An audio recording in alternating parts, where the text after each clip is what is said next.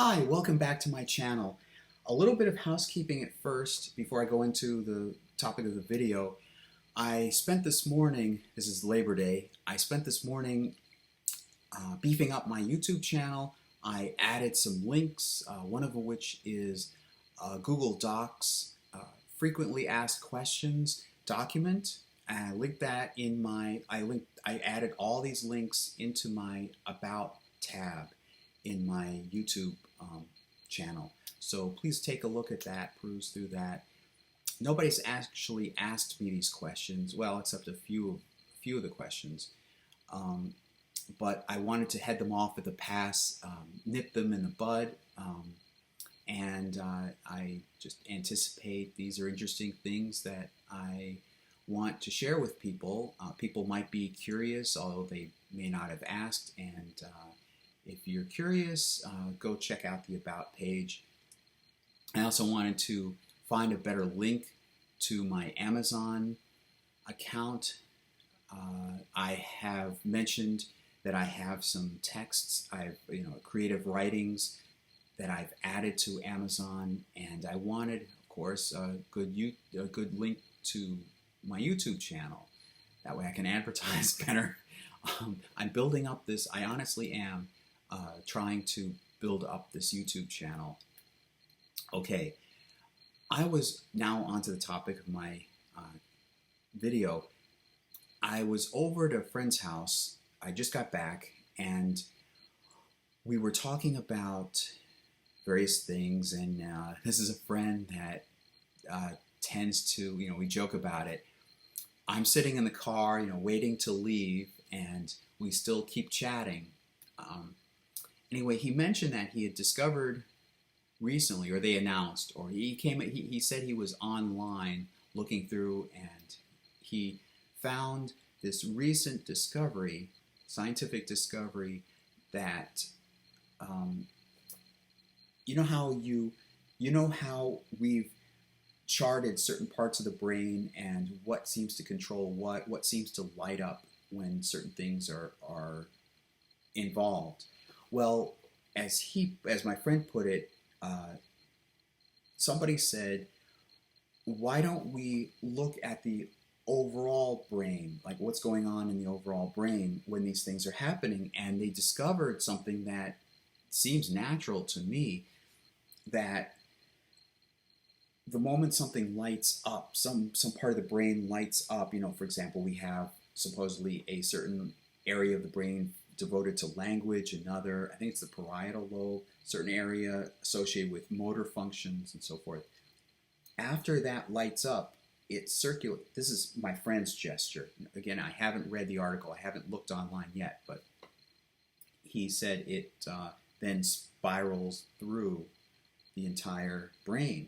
That makes a lot of sense to me, because just understanding myself best, I don't know anyone else as well as I do myself, obviously, I tend to associate different things. When I'm thinking of one thing, other things naturally pop into mind. Maybe I'm unique going along. I don't want to sound misogynistic, but it tends to be a thing that's characterized with women, that women tend to think of all sorts of different thoughts while they're doing something, and I tend to do the same thing. I think it's probably just an indication of how well integrated your mind is. It's probably a mark of smarter people, probably. I tend to do two things. I tend to dwell in allegory and in analogy. And I thought that was a trait that everybody shared, but since college graduation, really, I have gradually discovered that not everybody does that. In fact, in some sense, perhaps very few people do that. For example, deal in analogy. This may be a film director part of the brain, or film or storytelling part of the mind, where I can think of a situation, I can think of some situation or problem or predicament, or, for example, and then immediately think of some other similar situation or something. It would remind me of what my friend talked about in her or his situation, or some movie I remember watching. The connection immediately lights up. It's like I instantly think of these other examples. That's analogy or allegory, and analogy seems a similar trait. I can analogize between two different things very easily. Um, so I just wanted to say that, point out this new discovery, and that I suspect that the smarter people, or the people who are more integrated in terms of their mind, probably has a spiraling effect happen more quickly, or is more prone to have this instantly happen. Okay, on with the topic of the video. So as I was saying, I was at my friend's house. He's a lot older, and he lives alone. He hasn't had great experience with women, and so we were talking, and sometimes I wish I could record some of these conversations we've had. Anyway, I'd like to talk about my experience with women, and particularly dating, my attempts at dating. I live alone. I'm completely open. I haven't really had a girlfriend, although I've tried. And here's the story. And I mentioned this in my memoir somewhere, that's available on Amazon. All right. I've been comfortable around girls in elementary school and middle school. That's probably when that sense that the girls go for the popular guys seems to kick in. At least that was my sense of what was going on, my impression of what was going on. Somewhere in middle school, I had a few girls, not all at once, obviously, but no, I like kind of a sequence of girls in middle school write me a note. Like, I remember in study hall, I was sitting in the front row, and I remember I must have been passed a note somewhere, like the aisle next to me, to my I don't know if this image will be reversed or not, but to my right and back a few seats. I remember some pretty girl handing me a note, and I didn't know what to make of it. All of my experience with dating and what's the proper etiquette, what to expect, what should you do in a dating situation, it's all gotten from film and television, primarily television. My thought would be that at some point later on, almost like a biological function, you date and then you get married and you have a house and you have kids and you have a nice, happy relationship and stay married, and there'd be anniversaries and so forth. Because I was conditioned from television. I thought that was normal. I remember just offhand, early elementary school, this conditioning kicked in. It was Silver Spoons. Dick Van Dyke Show came later, but that same elementary school age, it was Silver Spoons, it was WKRP in Cincinnati, it was Webster, Different Strokes, not Golden Girls, Facts of Life, and then later on, Bewitched, I Dream of Jeannie, Mr. Belvedere, so forth and so on. That was my conditioning. And Dick Van Dyke Show, of course, and Three's Company. I was conditioned on those TV shows. If I said conditioning enough times.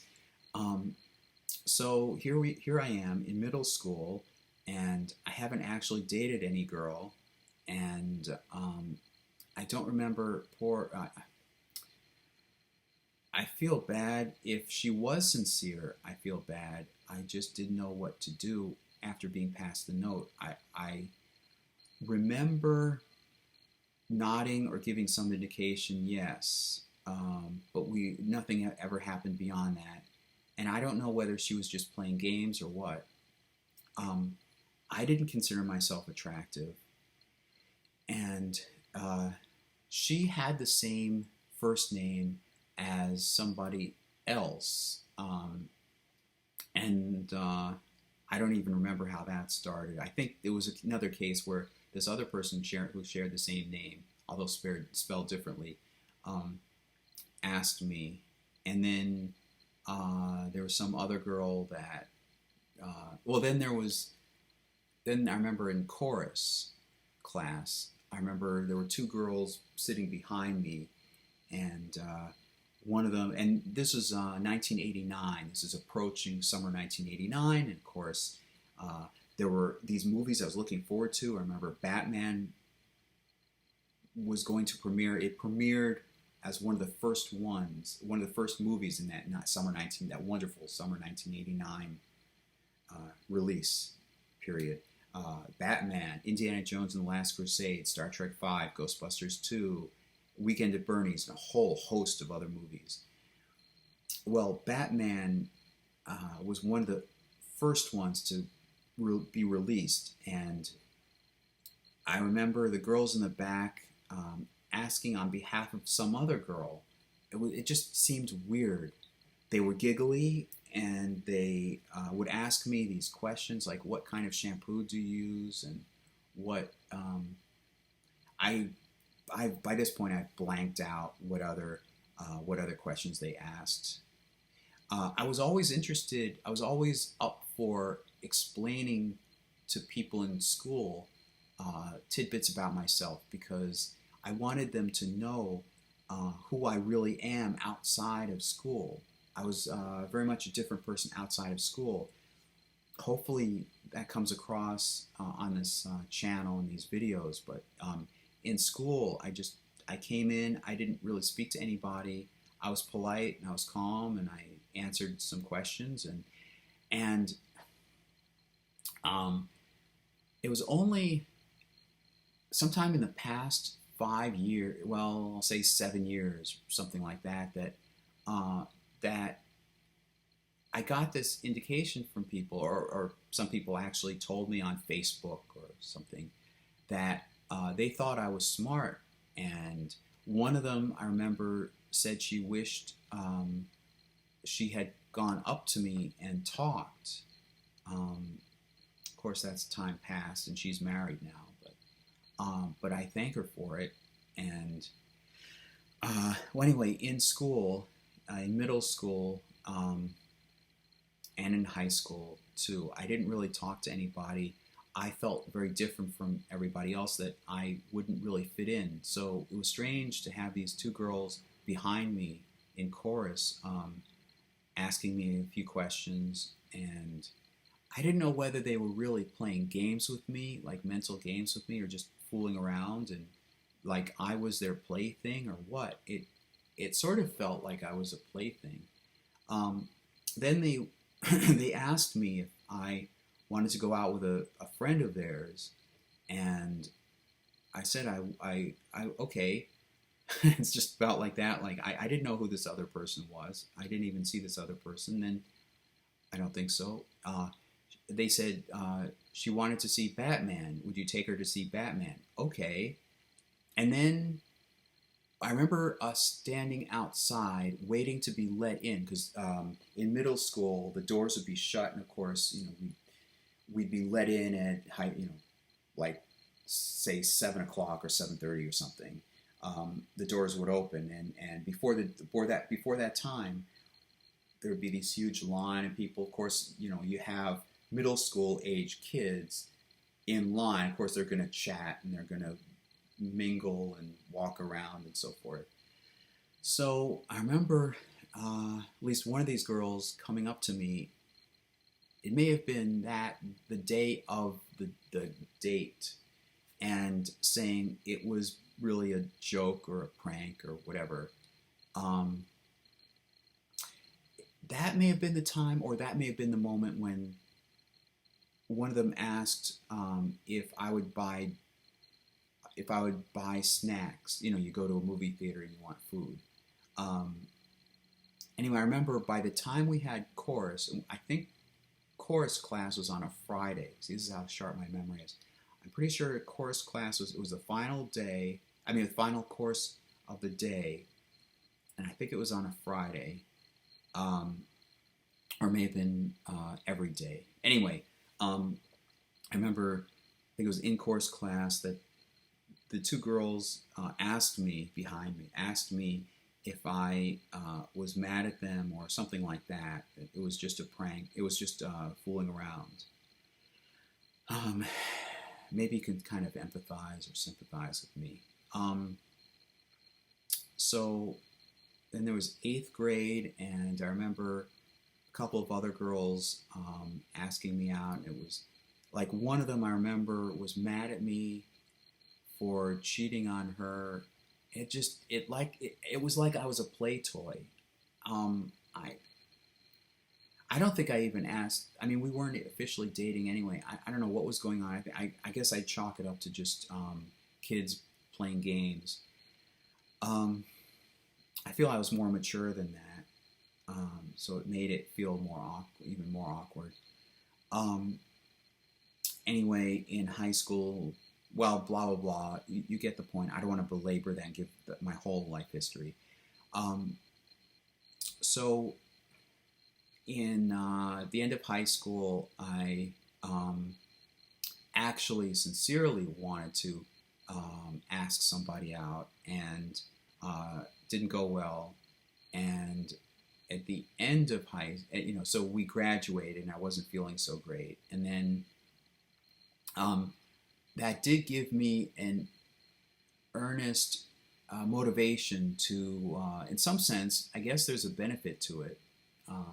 There are a few other benefits, but there was one benefit to it, that it gave me motivation to go seeking out a girlfriend. And I'm being honest, I think in terms of goals. I'm very goal oriented. So maybe that's partly what tripped me up. Before that, I wasn't, all through school, up until that semester in senior year of high school, I didn't have an effort. I didn't put effort into finding a girlfriend. There were girls that I wanted to date. There were girls that I found attractive, but I didn't think that I could get anywhere with them. Let me rephrase. Everybody takes things in such sexual terms or whatever. Let me rephrase that.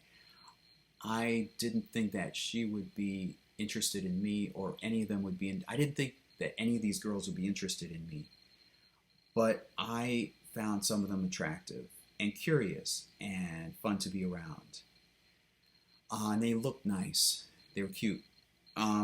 So anyway, I go into college, and I tried several different ways. I tried, I think it's the business is probably defunct by now. There's a company called Lunch Appeals I tried out, and that was an actual physical matchmaking service. I met with somebody in person. I don't remember where, and I wouldn't want to mention where because that might give away my location.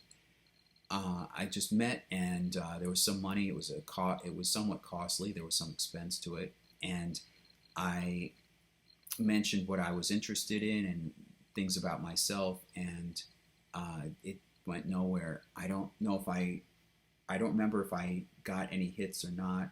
I think that's the one where I was matched up with some other girl from school, coincidentally, and neither of us seemed to be really attracted to each other.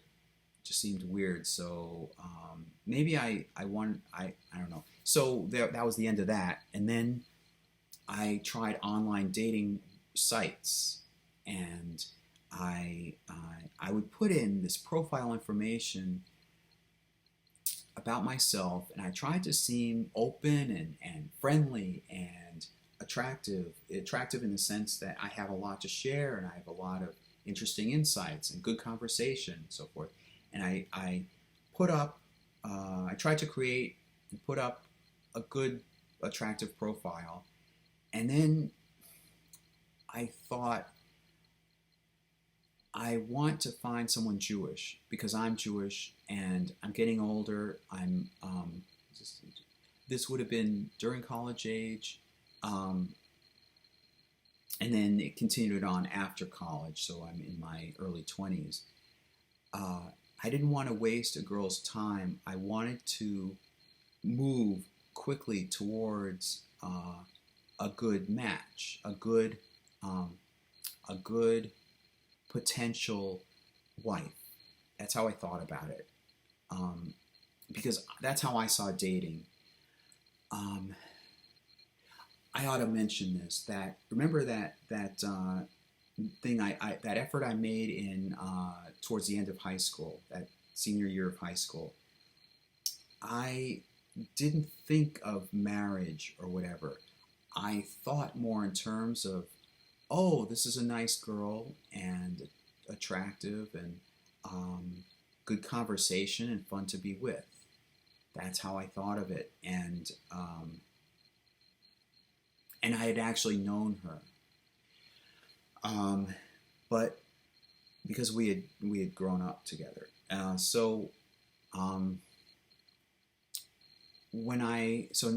I'm in the beginning of college, or through the years of college and after college. I was set on the goal I made for myself of finding somebody who could potentially be a wife, a good wife, somebody I would be attracted to, somebody who was Jewish. So that's why I limited my scope to somebody Jewish. I didn't know of any girl in my class in high school that was Jewish, because I didn't mention anything about myself, and of course, it's not like people announce what religion they are, culture, heritage they have in school. I felt like I was the only one. So I would routinely, the thought came to mind, the analogy came to mind now, of Charlie Brown with the kite. He would keep trying to fly that kite. Oh, no, sorry, I got this mixed up. Well, he would keep flying this kite and would keep getting stuck in the tree. He would also be challenged by Lucy. Come on, kick the football. And he would say, no, you're going to pull it away. No, I won't, I promise. And then he's running up every time, and then she pulls the football away, and he slips and falls right on his back and lays there in embarrassment and shame. Well, maybe I'm putting myself down too much, but I kept trying and trying. I needed to find a Jewish girl my age, or Jewish woman my age, who is nearby, and nobody.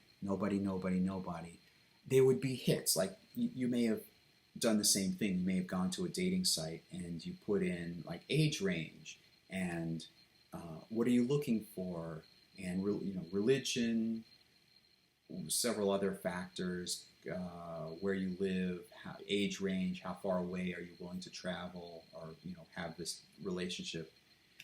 And the closest I would get would be New York City, and of course I'm not close to New York City. So that wasn't really getting me anywhere, and I felt more and more lonely that each time I would do this, and yet I would keep doing it.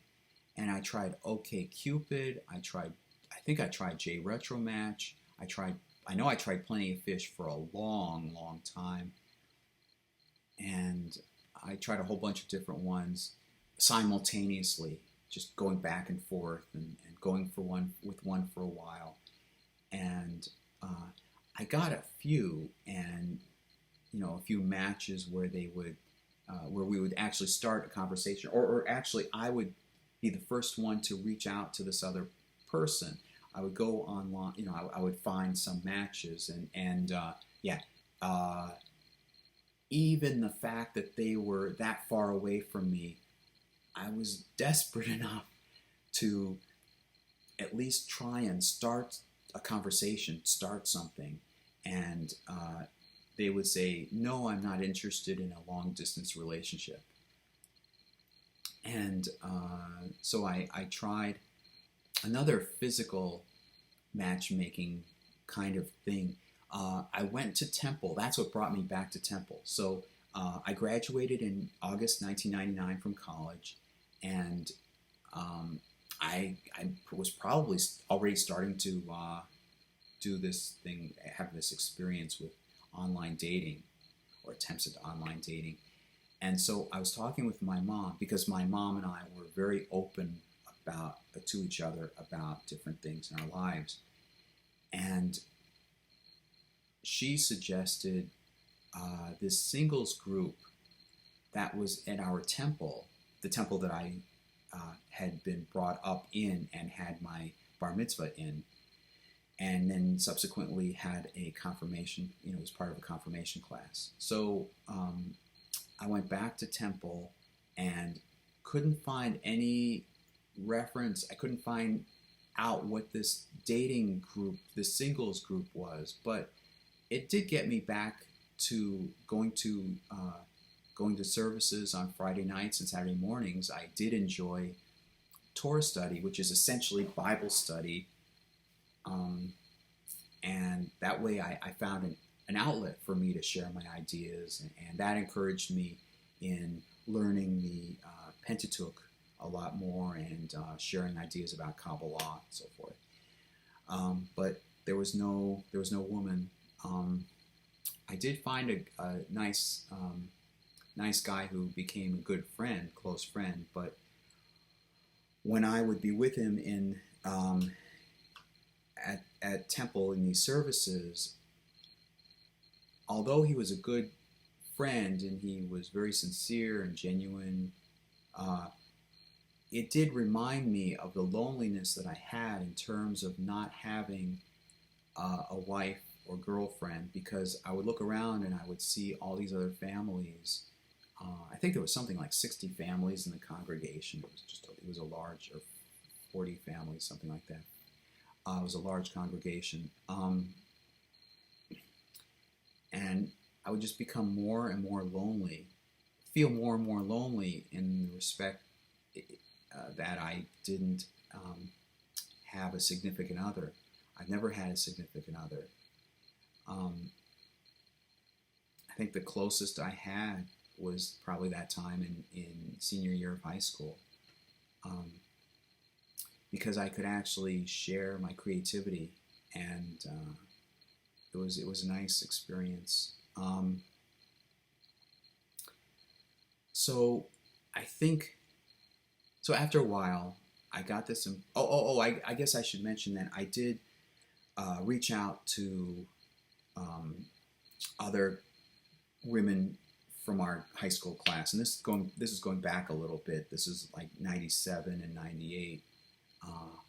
As I was approaching graduation from college, I would talk to them as a friend, and the company was nice. At least I was talking to girls. I just liked, visually, I'm just attracted to women, and I like sharing things about myself, and they seem to actually respect me. I'm thinking of two women in general from our class, actually three, and they lived nearby. They were still in the neighborhood. I mean, a couple of them came back from college somewhere else, and I was able to visit with them a little while, over a period of time. But they had other lives. They had boyfriends, and I figured I don't want to interfere. So anyway, then I graduated college, and I was continuing to try and find somebody online. So all right, so jump forward. So 2002 or thereabouts, I started going back to temple and to Torah study, and I would just see these other families. I'd become envious, and I feel lonely, and I just couldn't find anybody. I don't really know where, the point of really going on any further with this. There's nothing I really have to say that's different. I'm a lot older now, and I don't think I've changed that much. The really sad, as long as the camera's on me, the really sad part is that I don't think I've changed that much. I had a lot to offer somebody, and there have been a lot of days where I could have spent time with somebody, and I haven't. I'll be turning 48 this November, which would only be basically like 2.5 months from now. And I guess I've resigned to the fact that I may not be able to find somebody who's single. I'm looking for somebody Jewish. Okay. There's like a hierarchy, like Maslow's hierarchy of needs. The very base line, I'm looking for someone Jewish about my age or close to my age. If I could be able to be open, if I had more variety, if the menu was wider for me, I would then try and find somebody who was interested in the things that I liked, that we would share some common interests, and we would be on the same level intellectually and conversationally. This is actually something that sparked my interest in creating this video. I was talking with my friend, as I said, and I mentioned that when I would get on the phone, with somebody I was matched up with, one of those rare opportunities, I would say, "Hi, I'm Jeff," and there'd be silence, or most of which was silence, and I would say, I like creative writing, and in fact I just wrote a short story. Silence. I guess there must have been some indication that there was a woman at the other end of the phone, but and I what do you like to do for fun? Maybe there'd be some kind of answer, slight answer, and what kind of music? And I felt awkward, as if I was asking her like 20 questions. And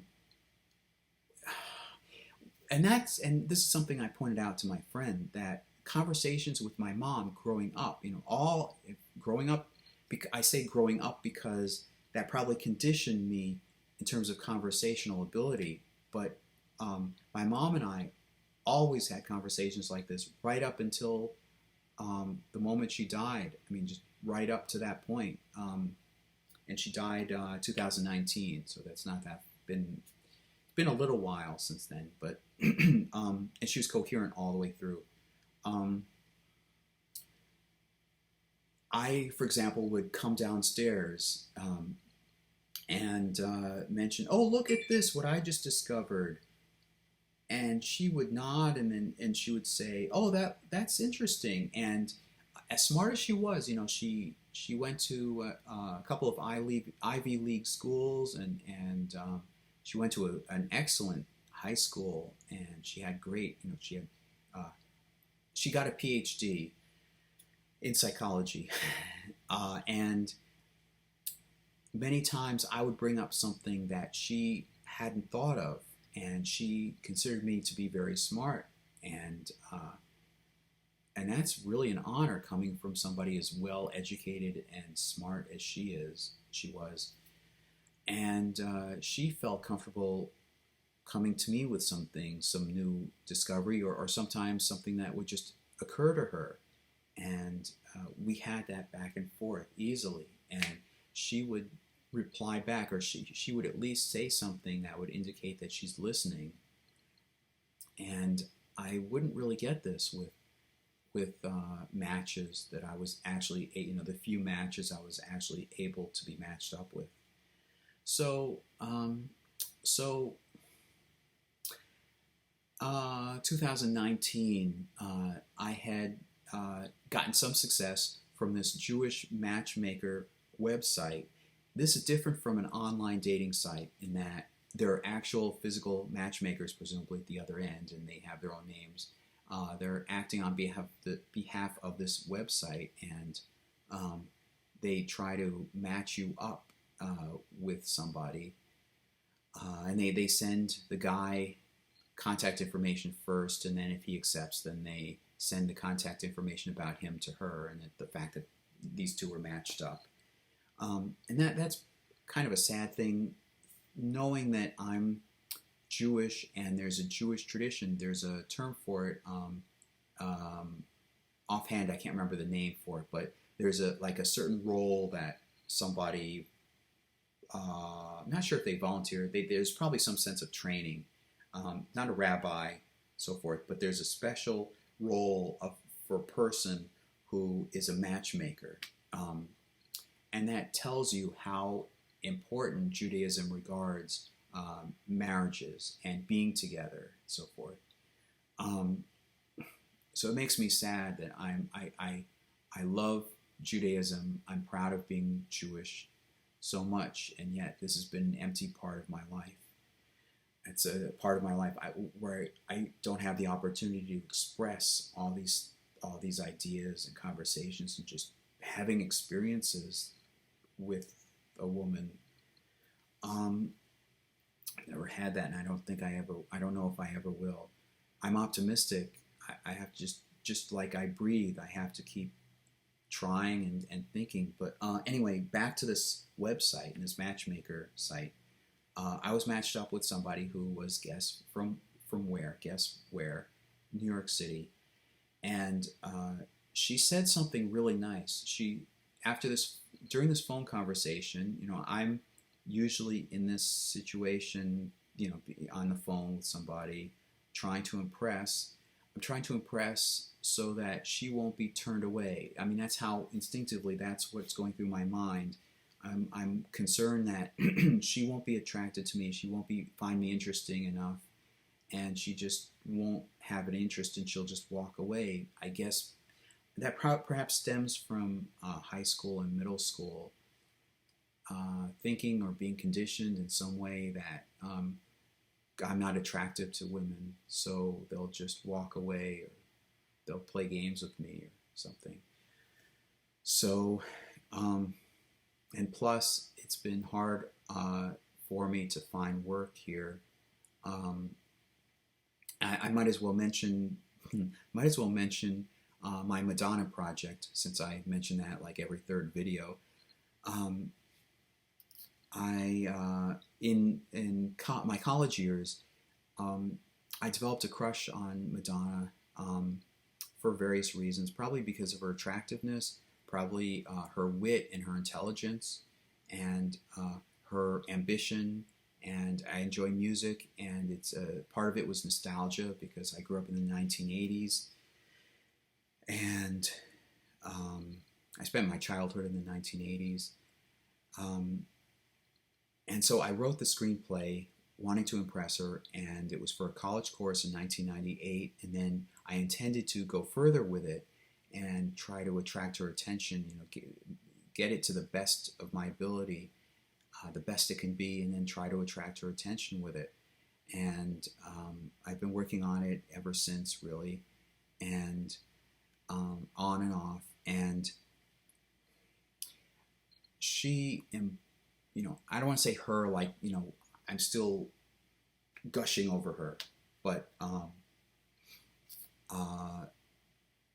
she I'm acknowledging that, like, she probably represented this ideal, sort of, she represented like a girlfriend. She filled the void sometimes, I guess. That's the best way of putting it. Perhaps she filled the void of a girlfriend. Um, I could think about her, and I could fantasize and develop the screenplay. Um, so where was I going with this? So yeah, so I was developing that.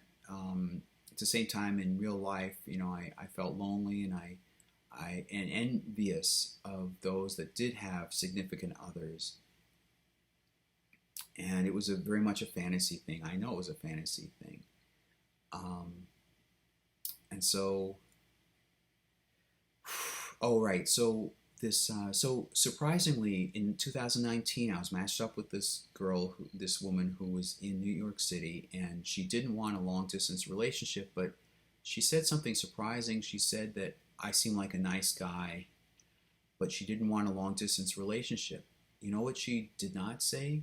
She did not say, "Oh, I don't think we're compatible together." She did not say, "Oh, you're ugly" or something.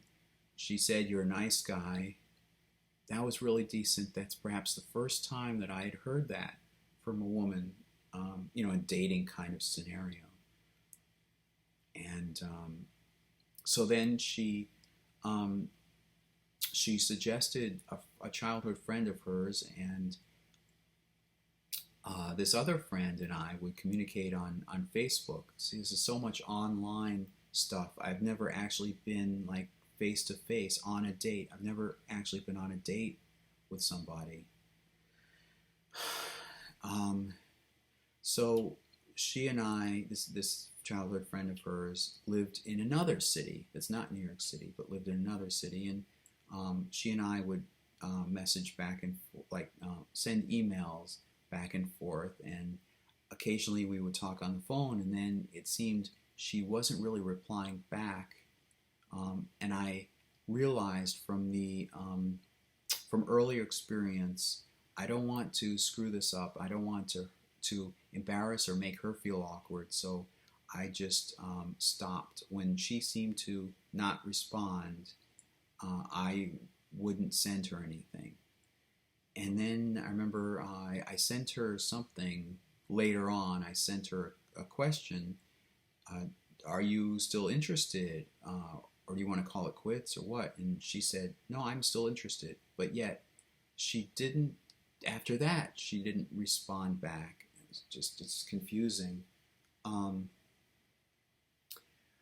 I'm still in touch with, I don't, communicate back and forth on a regular basis, but I'm still in touch with that first one that I talked with on the phone in 2019. And she's encouraged me to go back to Temple, or that there must be lots of places I can go to find Jewish women. And you know, I've said this before, but quickly to point it out, reiterate it, that I specifically want somebody Jewish because the lifestyle of a Jewish person is different from a non-Jewish person. And earlier on, there were other things in addition to that. I figured um, as long as the mother is Jewish, I figured I would have a child. And as long as the mother is Jewish, in Jewish tradition, then the child automatically is Jewish.